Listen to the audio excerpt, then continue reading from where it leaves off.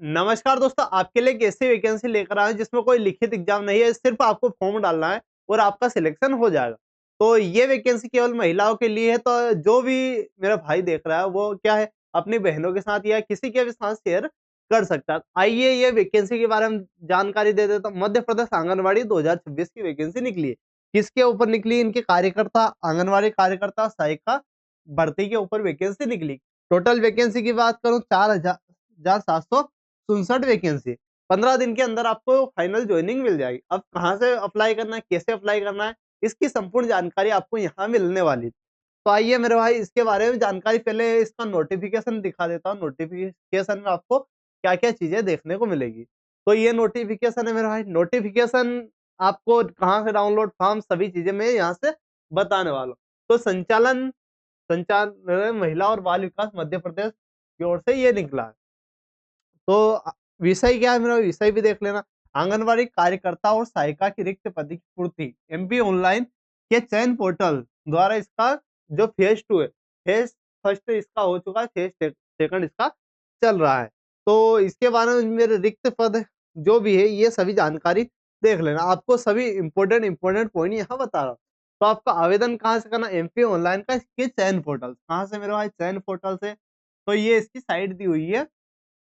बाकी आपको गूगल पे सिर्फ लिखना है एमपी ऑनलाइन चयन, तो वहां से आपकी साइट खुल जाएगी। उसके बारे में बताने वालों कहाँ से इसको करना है। तो ऑनलाइन पत्र प्रारंभ की तिथि आपकी 31/12 से इसके ऑनलाइन आवेदन शुरू हो चुके हैं।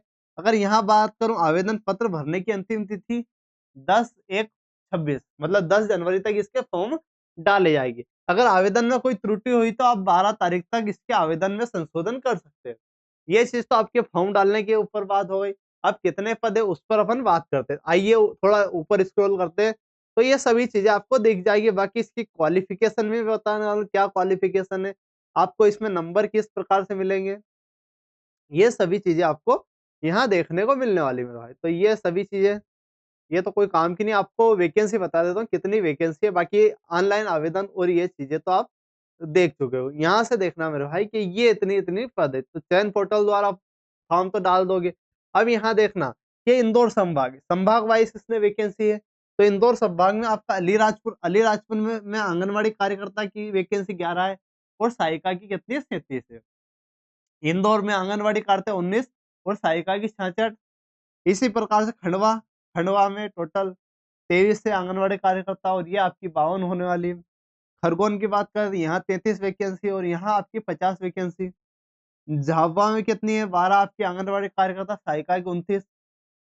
धार में आपकी आंगनबाड़ी कार्यकर्ता, धार में सबसे ज्यादा आपको वैकेंसी आंगनबाड़ी कार्यकर्ता और सहायिका की भी वैकेंसी आपकी धार में सबसे ज्यादा 92 देखने को मिल रही है। अब देखिए ये तो इंदौर संभाग की बात कर रहा हूँ, बाकी बड़वानी में 33 और 56। इसी प्रकार से बुरहानपुर में 9 और आपकी 34 ऐसे आपको देखने को मिलेगी। अगर बात करें उज्जैन संभाग में जितने भी है सभी वैकेंसी आपको यहाँ देखने को मिलेगी। जैसे आगर मालवा में 14, 38। उज्जैन की बात करें 36 और 96, उज्जैन में भी अच्छी खासी वैकेंसी।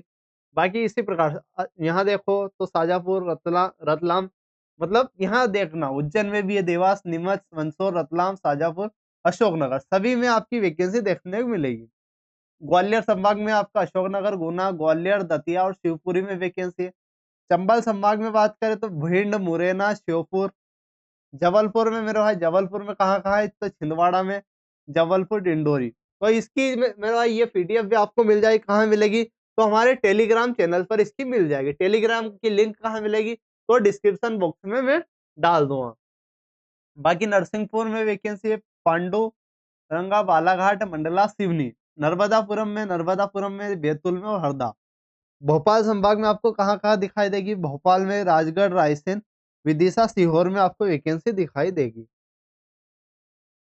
अब रीवा में कहाँ? रीवा, मेहर, मऊगंज, रीवा, सतना, सिंगरौली और सीधी में आपकी वैकेंसी है। शहडोल में कहाँ है?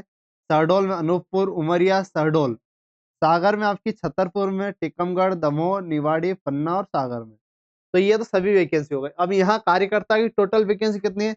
1573 तो आपके कार्यकर्ता की है और सहायिका की 3194। टोटल मिलाकर 4,700 की समथिंग इसकी वैकेंसी हो गई है।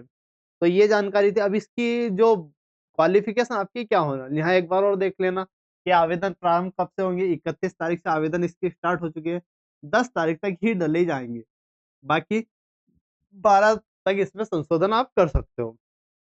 अब इसमें एक बात आती है कि पॉइंट फर्स्ट आपके लिए मोस्ट इम्पोर्टेंट है, जिस ग्राम नगर क्षेत्र वार्ड में रिक्त पद है, मतलब कोई गांव है वहां रिक्त पद है, जैसे कोई वार्ड है वहां आपका कोई खाली पद है, तो क्या है, जिस ग्राम में या वार्ड में रिक्त पद है, आवेदिका जो आवेदन करेगी वो ग्रामीण उसी क्षेत्र, राजस्व ग्राम और शहरी नगरीय क्षेत्र में उसी वार्ड की निवासी होनी। जैसे कोई गाँव है, दे कोई भी गाँव है तो उसी गाँव की नागरिकता होनी चाहिए। एग्जाम्पल के लिए भोपाल का एक गाँव गाँव है, भोपाल का एक गाँव ए है, तो ए जो आवेदिका होगी, मान ले जो आवेदन होगी वो भी इसी गाँव की होनी चाहिए, ये कहना चाह रहा।